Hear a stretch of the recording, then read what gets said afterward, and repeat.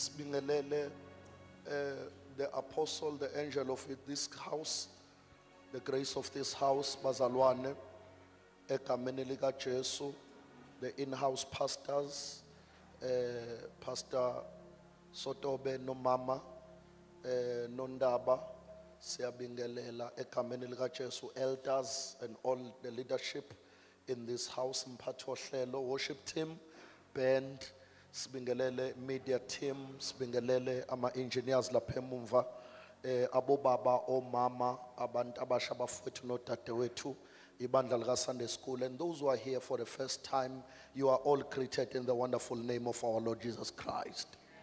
Noma umncane amen ngiyanibingelela bazakes.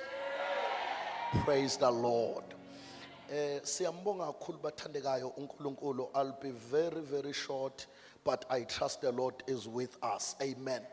Ngizokhuluma nje ngento emfishane bazalwane as we are entering into a month of dominion. Mhlambe ngicela sikhulume about the dominion power of faith. The dominion power of faith. Alibonga igama lika Jesu. Ngizawukhuluma ngaleyo nto bese mhlambe ke ngibuyela ngezansi. So sizofunda our foundational scripture from the book of Daniel chapter 7 verses number 27. Bazalwan, just Daniel chapter 7 verse number 27. Thank you, Holy Spirit. Verse 27. Amen. Umbuso nokubusa nobukhulu bemibuso phansi kwalo ke kunikwa isizwe sabangcwele bophezulu konke. Cela ungiphindela. Umbuso nokubusa Sambe. Nobukhulu ashaya. bemibuso phansi kwalo lonke izulu kuya kunikwa isizwe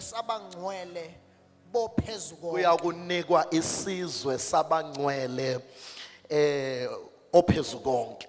So njengoba siqala lenyanga bathandekayo, I want to speak because I believe God is calling us into an understanding of the source of dominion, because dominion is not about a willpower. Dominion is not based on your intelligence. Dominion is not based on circumstances, but dominion is a spiritual authority that is released through faith. It is spiritual authority that is released through faith. So that's why I want to speak about that. And my objectives namhlanje are very straightforward. My first objective, I want us to establish, where does faith draw dominion power from? But number two, what is embedded in faith that empowers us to rule? Intoni le esekukholweni esinika amandla okubusa. But lastly, how does faith positions God to intervene and confirm his word? So those are my objectives namhlanje as I go through my message. Praise the Lord. So where does faith draws dominion power from? But number one thing ngifuna siyibheke bathandekayo ukuthi if faith establishes the spiritual partnership of a believer with God. So the power of faith, ukuthi if faith iyo that establishes the spiritual partnership that a believer have with God. Lithi iBhayibheli uMose ngicela sifunde Hebrews chapter 11 verse 27. Hebrews chapter 11 verse 27. Shalebra katasaya. Verse number 27. 11, the book of Hebrews chapter 11 verse 27. Ngokukholwa washiya iGibhithe engesabi ulaka lwenkosi. Yeah. Ngokuba wakhuthazela sengathi uyambona ongabonwayo.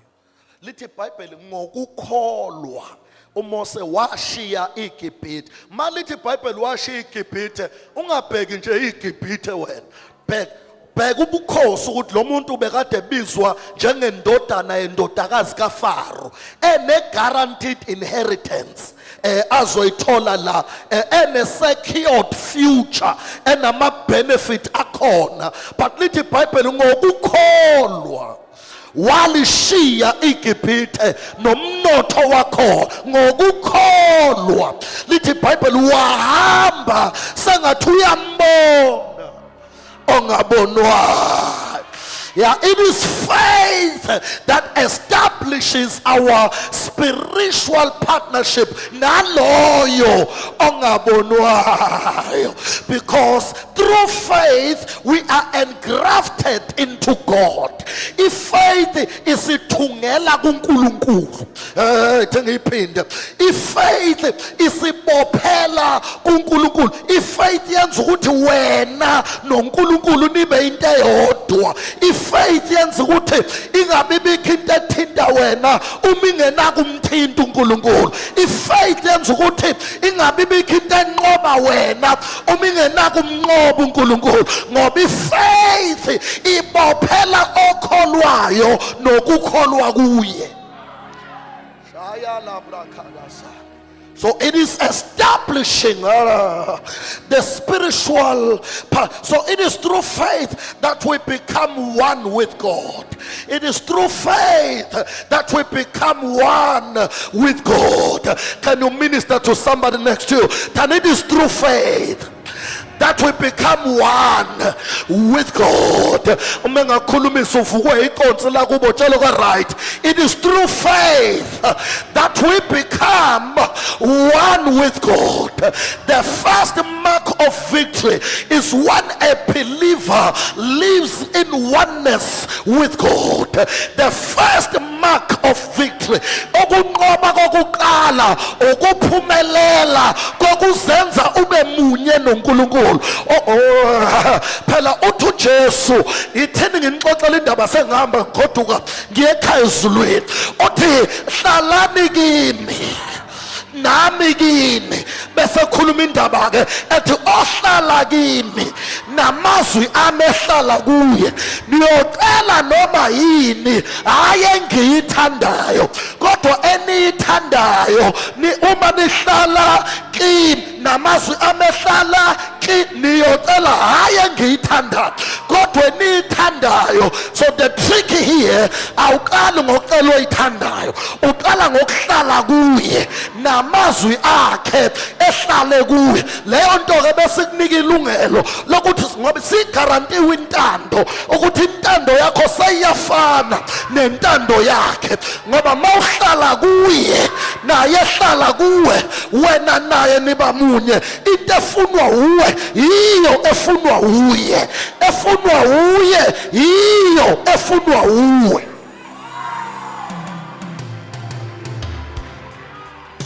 Angithi simanga gagashe ukuthi hawu uthi lo baba hlalani kimi nami, hawu ngingahlala esihlalweni sotoba nesihlalo sihlale kimi, nangathi manihlala kimi kanjani, nangathi nihlale kimi nami hawu ngihlala esihlalweni nesihlalo sihlale kimi until ngabona ngelinye ilanga kubasa umlilo lapha ekhaya, emakhaya kwaNduku ngivakashile kubasa umlilo, ngibona isipikili kwakubaswe ngogodo olunesipikili, ngibona lesipikili sihlezi la emlilweni. Ngokuhamba kwesikhathi ngabona nomlilo sewuhleze esipikilini, ngabona isipikili sihlele emlilweni nomlilo uhlele esipikilweni, ngabona manje isikhipha isipikili emlilweni umlilo angisakwazi ukukhipha esipikilweni ngoba isipikili nomlilo sebe manihlala namazwi amehlala. Into eyenza leyo nto ukuthi ukwazi ukuhlala kuye, into ekubophela kuye, into ekugaranta kuye, ile nto ebizwa ngefaith. So faith establishes spiritual partnership that we have with God. Romans chapter 11 verse 17. Romans chapter 11 verse 17. Verse number 17. Yeah. kepha uma kwaphulwa amanye amagatsha wena ke ungumnqumo wasendle wafakelwa phakathi kwawo wahlanganyela nawo impande yamafutha yomnqumo. I'm telling you, it is by faith we are engrafted into God. When your faith becomes alive, you are engrafted into God. Let me tell you, bathandekayo, wena noNkulunkulu nibayilenteyo. Let me tell you, ayangazo ichaza ngithini lento. Kodwa nginansi indoda yaseTishba, uElisha. Lithi iBhayibheli le ndoda yahamba noNkulunkulu kwi-level yokuthi lithi iBhayibheli yathandaza le ndoda. Yayisiyamemezela yathi akuyakuba mvula kwaIsrael ngezwi lami. Ithi ngoze ngisho mina ngithi kuyoba nemvula kwaIsrael. Awusiqhubeke sifunde iBhayibheli. Bese lithi uNkulunkulu ukhuluma noElisha. Uthi hamba utshela uAhabu because ngifuna ukuthumela imvula kwaIsrael. Umbuzo wami uthi ina ngenxa kabani imvula? Ngenxa kaElisha noma ngenxa kaNkulunkulu? Kanti ibime ngenxa kabani ekuqaleni? Ngenxa kaElisha noma ngenxa kaNkulunkulu na? Impendulo ithi cha, lo baba benoNkulunkulu babe into eyodwa ngalendlela ukuthi izwi elishiwo uElisha lifana ngiyangizwa ngempela lifana nelishiwo uye elishiwo uye ngathi lishiwo uye uma wena uhlala kuye naye ehlala kuwe ngalento ebizwa ngokuthi ukukholwa ngoba into elanda uNkulunkulu ezulwini ilande wena kusezulwini ilento okuthiwa ukukholwa ukukholwa ila kuhlangana khona ikholwa noNkulunkulu kholwa. Yeah, we are able to encounter God by faith. It is by faith that we encounter. Oh, bazalwane, anginazi ngithini ngempela manje. Nangu lo baba ubantu baba uEnoki. Uyambona uEnoki? Lithi iBhayibheli lo baba lo wahamba noNkulunkulu liyayibala iminyaka. Lithi wahamba noNkulunkulu iminyaka ewu468 waze wangabonakala. Lithi wahamba until he was no more. Wahamba waze waphelela kuNkulunkulu. Wahamba noNkulunkulu waze waphelela kuNkulunkulu. Uhamba ngani? Ngokukholwa. Wahamba noNkulunkulu waze waphelela. He was no more. Mawucinga yena uvela ubona uNkulunkulu. Awusamboni yena uvela ubona. Mawuthi ucinga uEnoki nje uvela ubona uNkulunkulu ngoba le ndoda ngokukholwa. Base lithi iBhayibheli isiyonke iminyaka uNkulunkulu ayihamba noEnoki. Ulifunde liqale lithi uEnoki wahamba bese isiyonke iminyaka uNkulunkulu ayihamba. Kanti ubani ohambe nomunye? Ubani ohamba nomunye? Kwafika kwathiwa uEnoki uhamba noNkulunkulu kwase kuthiwa isiyonke iminyaka uNkulunkulu ayihamba. Ubani ohamba nomunye? Laba bamunye bafowethu bahlanganiswa ilento esiyibiza ngefaith. I'm telling you, bathandekayo, I'm telling you, if you increase the level of your faith, you increase the level of His presence.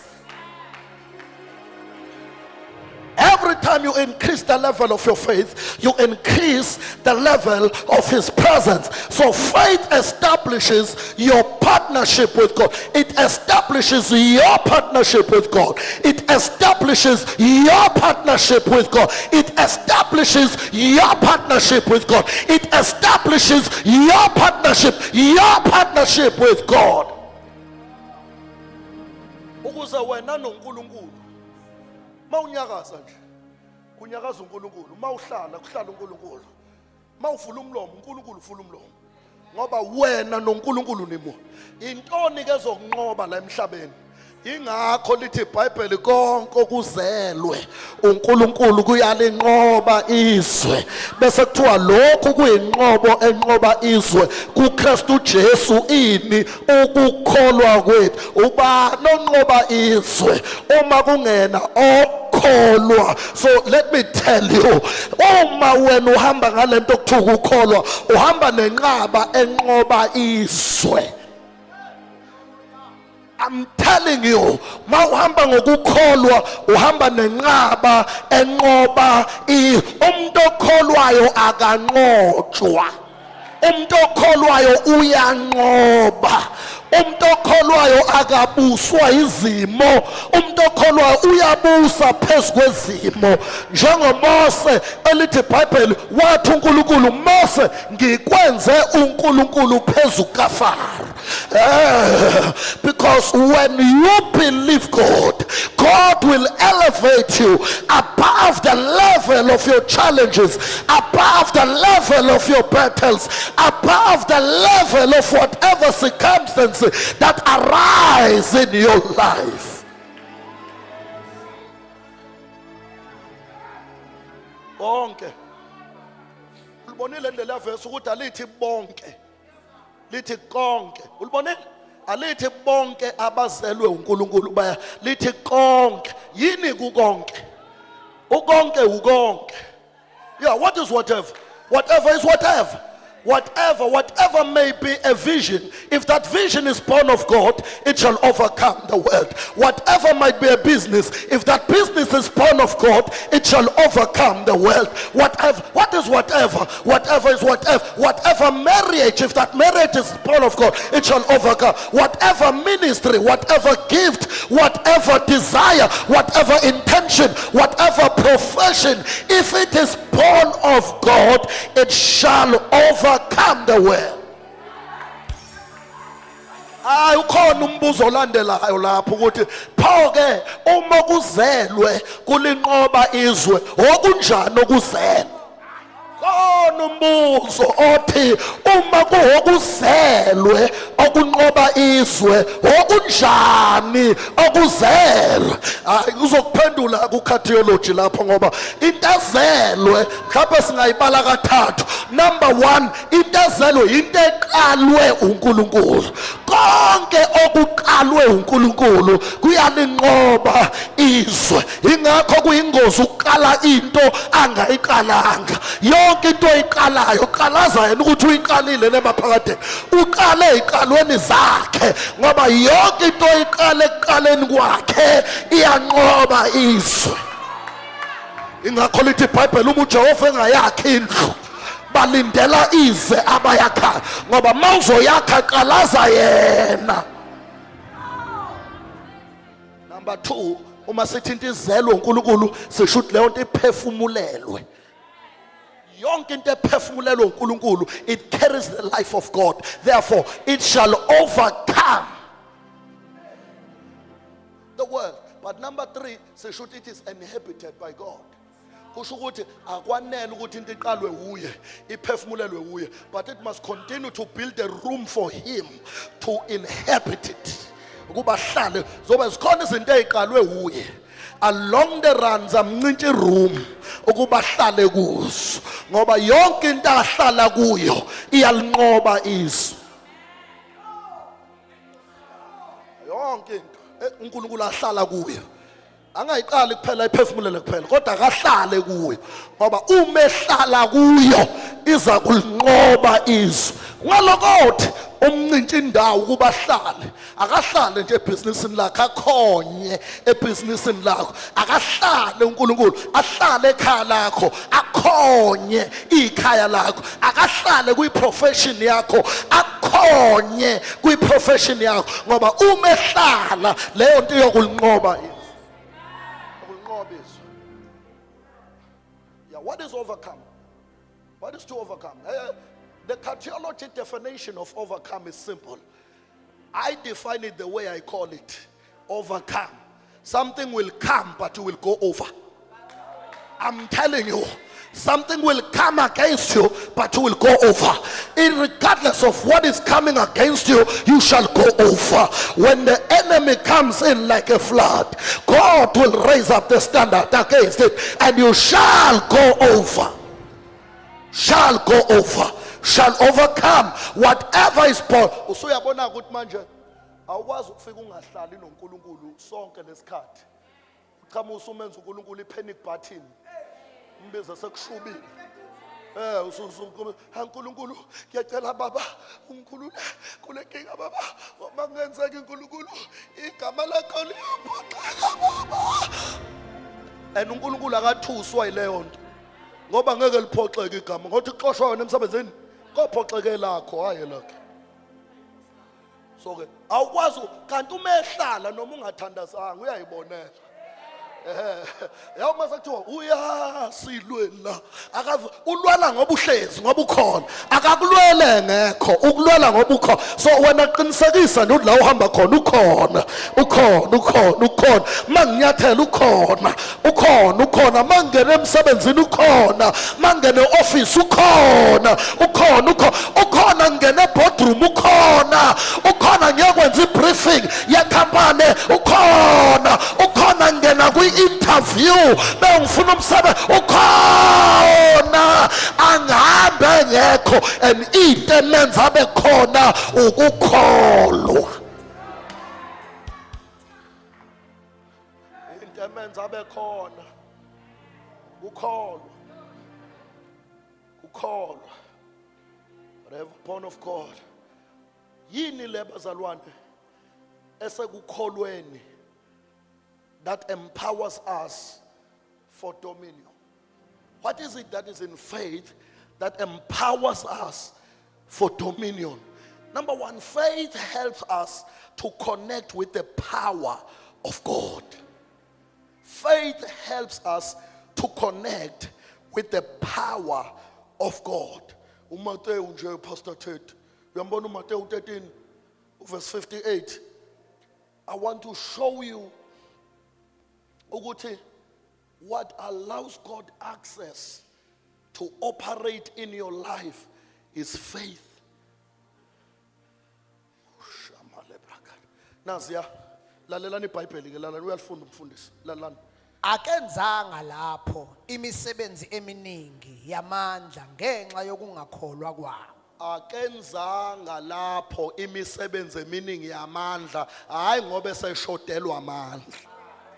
Kodwa akenzanga lapho imisebenzi yamandla ngenxa yokungakholwa kwabo. Ngokusho ukuthi ngoba ukukholwa iwona khiye ovulela uNkulunkulu umnyango ukuthi enze imisebenzi yamandla in your life. So whenever uNkulunkulu ezokwenza imisebenzi yamandla in your life uvulelwa ukukholwa kwakho. Ukukholwa kwakho kutshela uNkulunkulu ukuthi feel at home. You are welcome to do your operations in my life. So angeke uNkulunkulu asebenze empilweni yakho ngaphandle kokukholwa kwakho. Hayi ngoba engenamandla, but ukukholwa allows him access. It help him to do the work of power. Ucabanga ukuthi yini le yenza uJesu akavela athi sukuma uhambe tabathu uhlaka lakho uhambe. Uyakholwa yini ukuthi ngingakwenza lokho? Bathi yebo siyakholwa. Ukukholwa kwakho kukusindisile. Because ukukholwa kwakho kungivulela umnyango ukuthi ngikwazi ukungena. He will never work in your life above the level of your faith, but he can never work in your life under the level of your faith. He will always work in your life according to your faith. Let me rephrase my statement. It was a miscall. I say God will never work in your life above the level of your faith, but he will never work in your life underneath the level of your faith. He will always work in your life according to your faith. Why?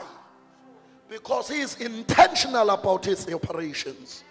Uma ngasasebenze ngaphansi kwe level okholwa kuyo uzophoxeka.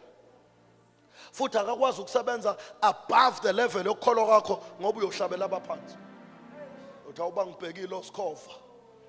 Manje uNkulunkulu wenza shoke ukuthi uqalaza ukukholwa ngoba ukukholwa okudirect praise kwi proper place. Faith direct praise to the proper place. But if it can operate above the level of your faith, your praise will be misled to somewhere else. Because ungeke wazi ukuthi into so uNkulunkulu uyakulinda kwi area omkholwa kuyo and he will operate right there. So Check your life. Check your life. Check your life. All the part of your life ahamba kahle ilawo okholwayo kuwona. Check your life. Your life will give you feedback. All the areas of your life that you are lacking in, it's where you lack faith in. If you lack faith in the area of finances, that's why you are broke. If you lack faith in the areas, if you lack faith in the areas of love affairs, that's why you should meet. Angithi awufuna uku-apply faith lapha uyithandazela zonke ezinye izinto ubona ngathi ungakholwa ukucela indoda ubuyifuna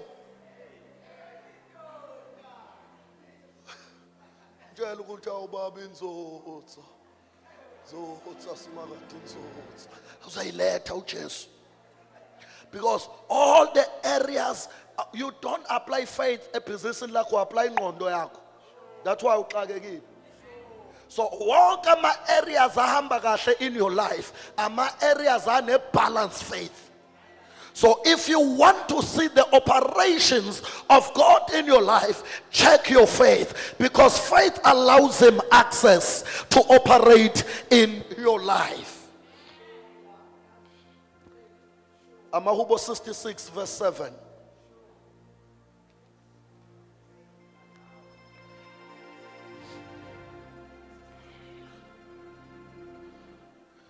I'm saying faith helps us to connect with the power of God. That is why if faith was ukusilekelela for dominion. Amahubo 66 verse 7. Ubusa ngamandla akhe kuze kube phakade. Amehlo akhe ayahlozinga izizwe. Abanenkani mabangaziphakamisi. Sela. Yebo. Amehlo akhaqalaza nje labo abangenayo inkani. Labo abane faith. Ubusa ngamandla akhe. Faith help us to connect with that power. Abusa ngawo uNkulunkulu. Which help us to rule over issues of this life. Let me tell you, you will never rule and have dominion over the issues of this life if you do not have faith. You need to rule over every circumstances, over every problem. Kungaqhamuka inkinga nje usuyakhala ufuna imthandazo kubazalwane uyafona uhlula ukudemand power nje uNkulunkulu akunikeza yona by faith and silence all that nonsense. Because you are given faith.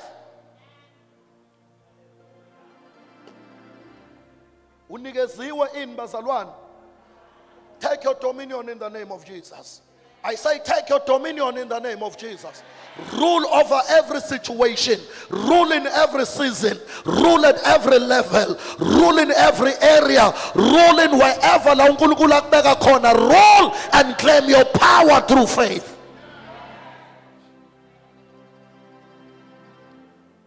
Faith secures divine interventions of God. What faith does, it secures divine interventions of God. What does faith do, bazalwane? It secures divine interventions of God. What faith does, it secures divine interventions of God. What faith does, it secures divine interventions of God. Every time faith comes alive, God steps in.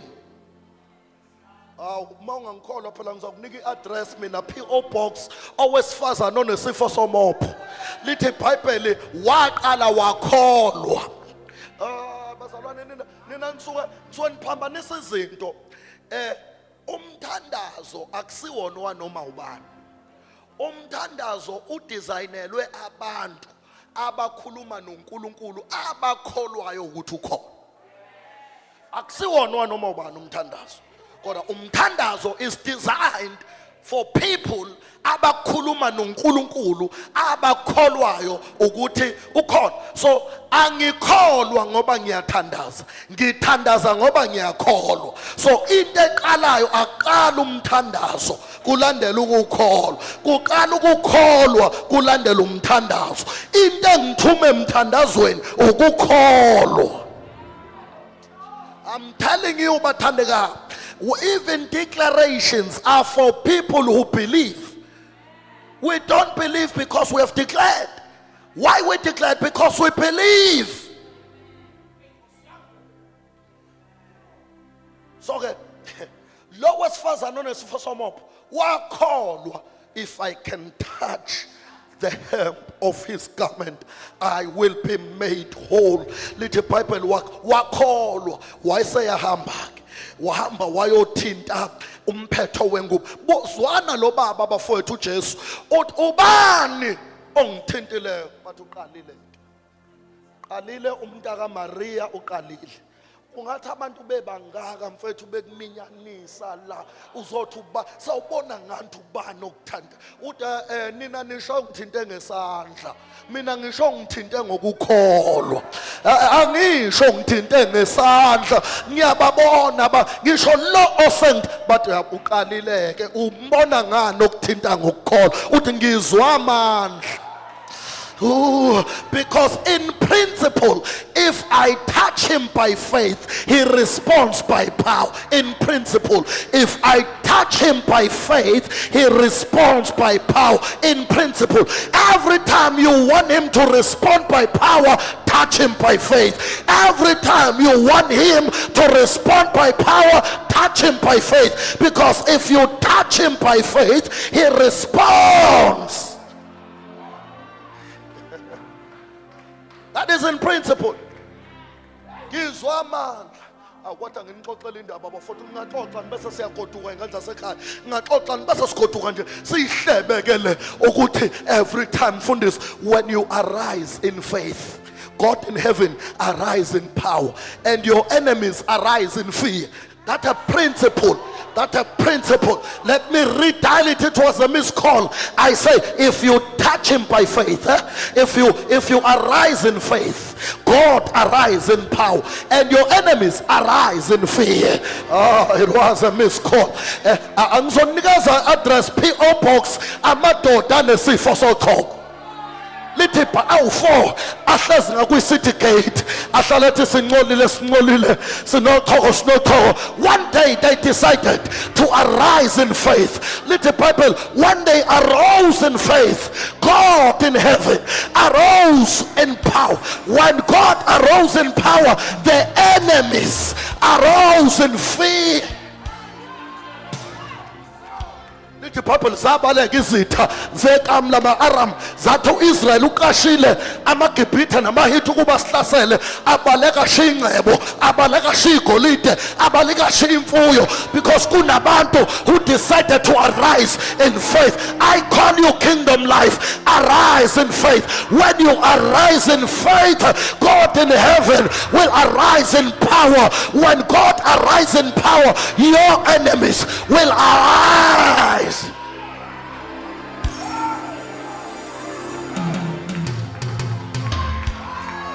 That's a principle. That's a principle.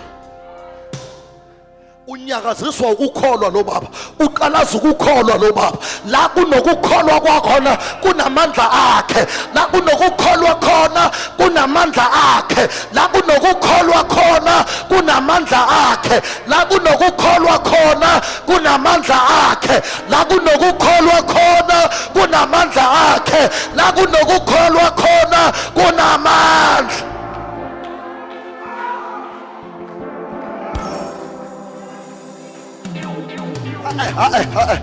Funda uverse 2 amaHebheru 11.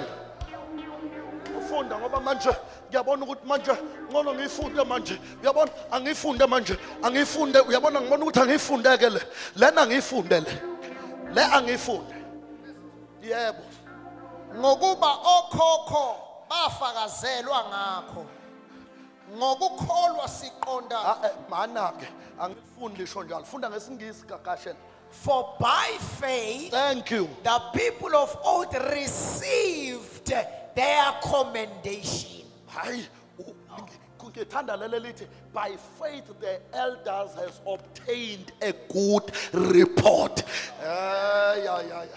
By faith the elders obtained a good, amanye athi, it is through faith that our forefathers received divine testimonies. kuchaza ukuthini leyo nto? Kuchaza ukuthi the account of Moses that you are reading about in the scriptures. Moses was not a special person from a special location. He was a mere human being, just like me and you, who applied faith in his affairs.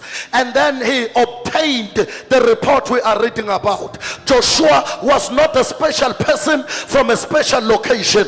Joshua was a man just like me and you, who applied faith in his affairs, and he obtained the report we are reading about. Elijah was not a special person from a special location. He was a mere person just like me and you, who applied faith in his affairs, and he obtained the testimony we are reading about. David was not a special person from a special location. He was a mere person just like me and you, who applied faith in his affairs, and he obtained a report we are reading about. You can apply the same faith to obtain a report in your life. I decree and I declare upon everyone under the sound of my voice, before December is over, you shall receive a good report.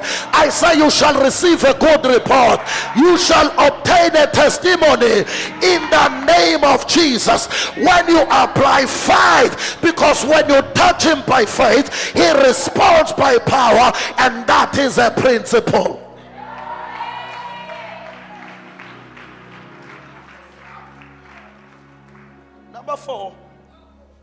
Number four, I'm praying now. I'm praying and I'm out of your way now. I'm praying and I'm out of your way.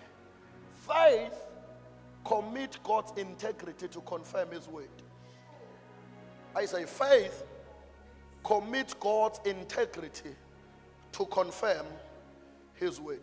2 Timothy chapter 2, verse number 13, sorry.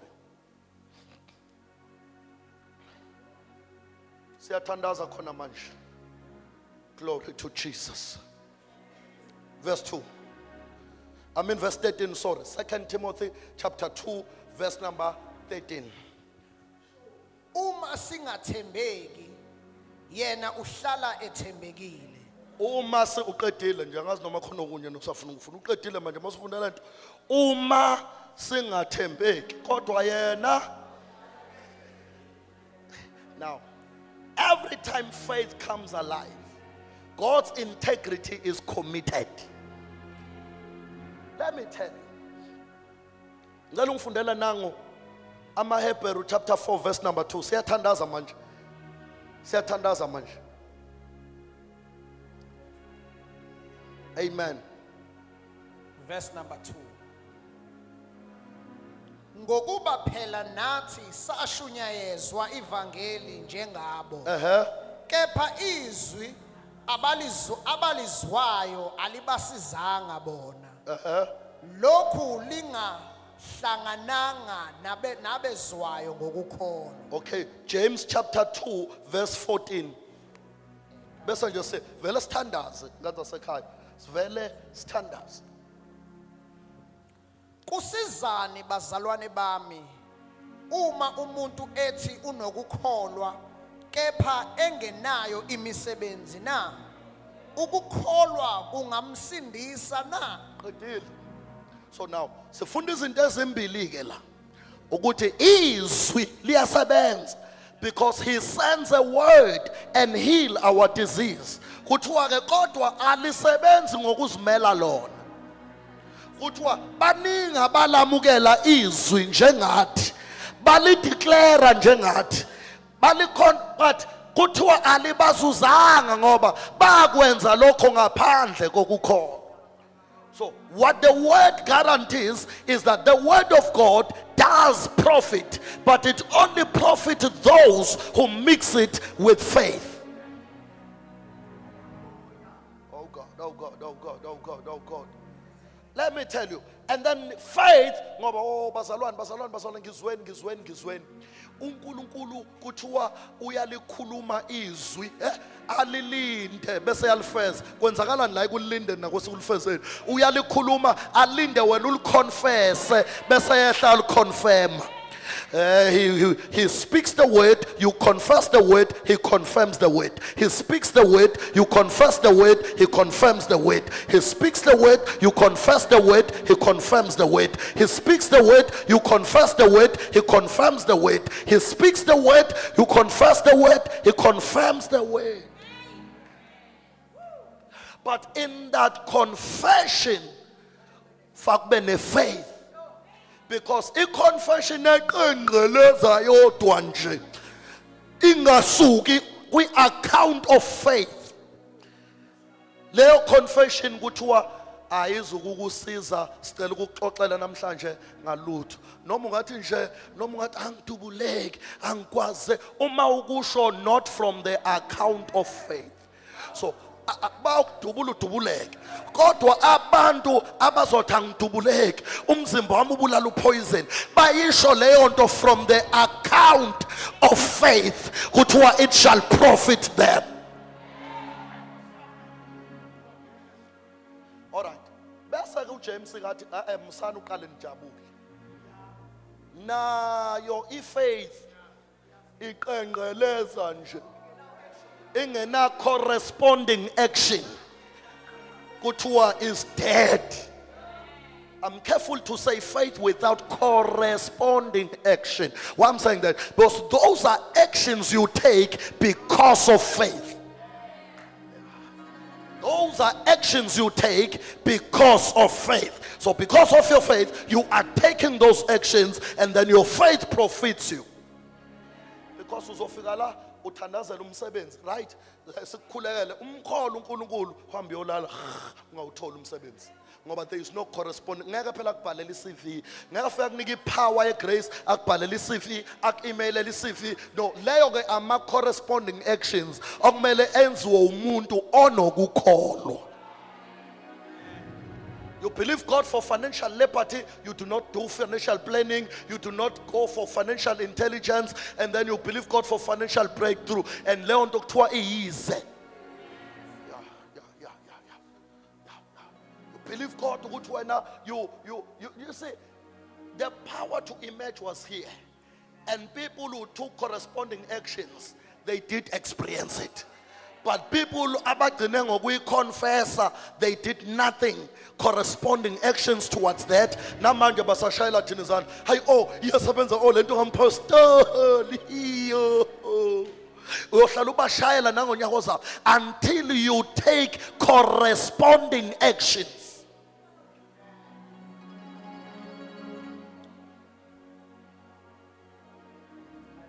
Am I teaching you well? So because when you believe God, ukuthi uNkulunkulu namhlanje you are being ushered to the spheres of dominion so that you dominate. But you will never dominate uyihlalele ekhaya ubhala u4 ushintshe uChannel. Twilight ore idlala manje phela iTV anginayo. Yini lama series amanje? Nano inimba isidlalile inimba. Singenile inimba. Nakusasa ubheka inimba. Nanga it will never profit you. But a person who believes I'm ushered for dominion is a person who plans, is a person who strategizes by faith. Angithi awubheki account uma uplan, awubheki bank balance uma uplan, ubheki ukholo uma uplan, and then we are plan, awukholwa, planning, a confession. Then the God's integrity to intervene will be committed. God's integrity is committed to those who believe and take corresponding action.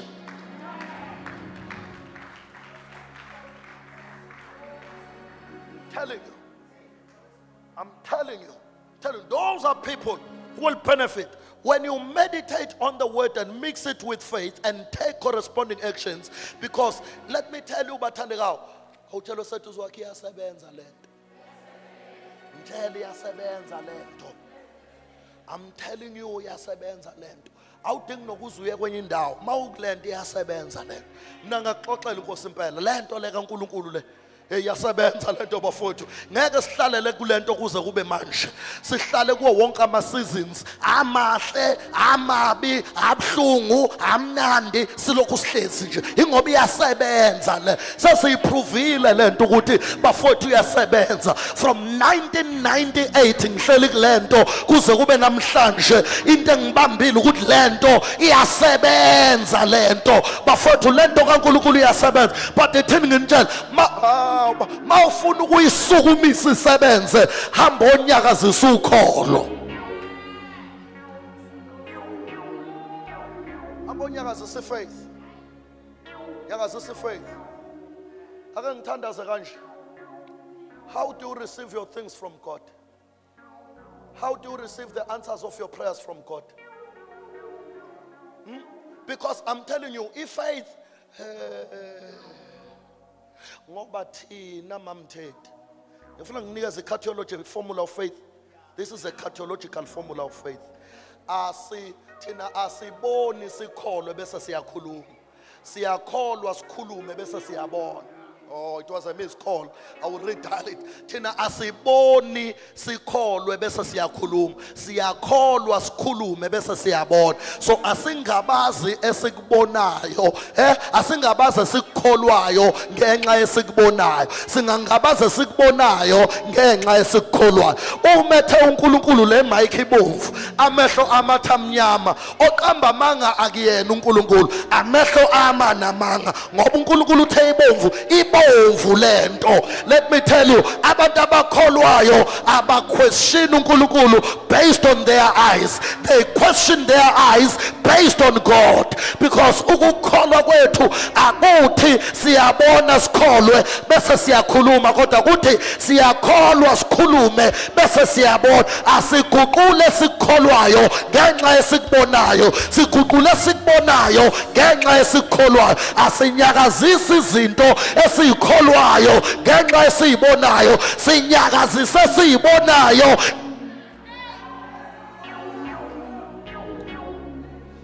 I can't doubt God because of my eyes. So if faith yami ithi uNkulunkulu uqinisile, if yangamane ngabaza amehlo ayangikhohlisa, impela amehlo ama wekho right, ngeke uNkulunkulu athi ibomvu le mic amehlo amathamnyama kwenzakaleni ngamehlo ami, ngoba uNkulunkulu uthi le mic ibomvu. Then that is faith. Faith is to believe God to an extent that you know that God will never lie. You cannot lie. Uqinisile. Methi impilo yakhe yashintsha, amehlo athi ayikashintshe, amehlo akhe adlala ngawe. Adlala ngawe ngiqinisile, adlala ngawe. Ngeke athi uNkulunkulu impilo yakhe ishintshile, amehlo akhe athi ayikashintshe. Amehlo akhe adlala ngawe ngiqinisile. Ingakho uMpostoli Paul mina ke sengivele ngathatha isinqumo, angihambi ngokubona, ngihamba ngokukholwa. Sengivele ngathatha isinqumo manje ukuthi ngingasahambi ngokubona, ngihambe ngokukholwa. I'm telling you. Let me tell you bazalwane, bengifuna ukuthi ke, how do you then receive your answers from God? How do you then receive your things from God? Ilula phela iformula, ngithi lisinikile iBhayibheli iformula. Izinto zakho uzithola ngendlela efanayo nowathola ngayo insindiso. Thank you. Wayithola kanjani insindiso? Wakholwa ngenhliziyo, wavuma ngomlomo, kwaba ukusindiswa. Wayithola kanjani insindiso? Wakholwa ngenhliziyo, wavuma ngomlomo, kwaba ukusindiswa. Uyithola kanjani ibreakthrough? Ukholwa ngenhliziyo, uvuma ngomlomo, uthola ibreakthrough. Uyithola kanjani healing? Ukholwa ngenhliziyo, uvume ngomlomo, uthola healing. Uyithola kanjani success? Ukholwa ngenhliziyo, uvume ngomlomo, uthola success.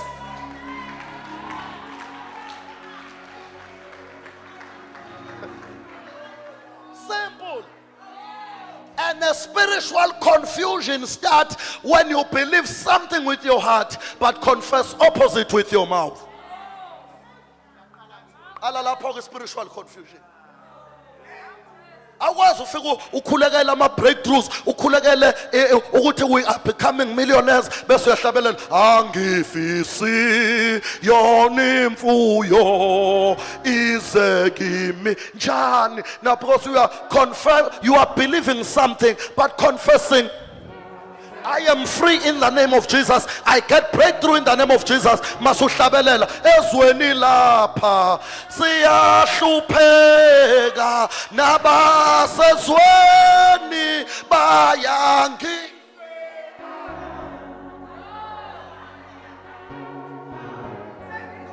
You are believing something with your heart.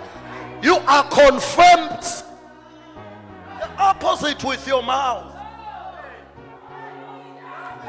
John, because now you need alignment here.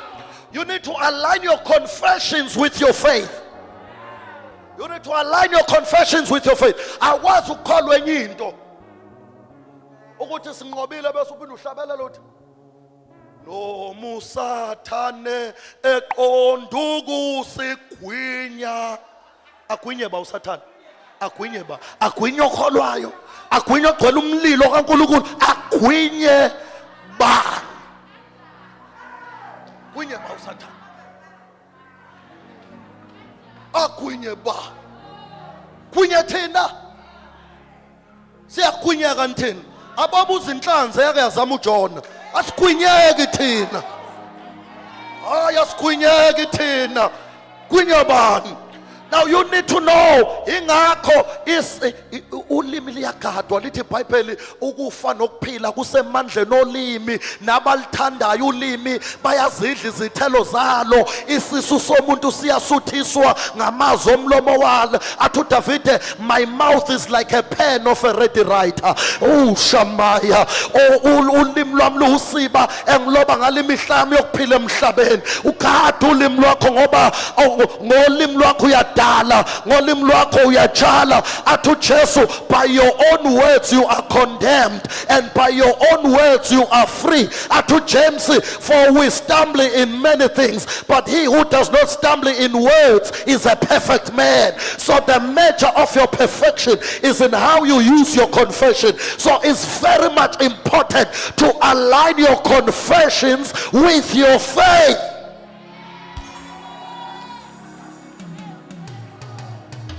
Align your confessions with your faith.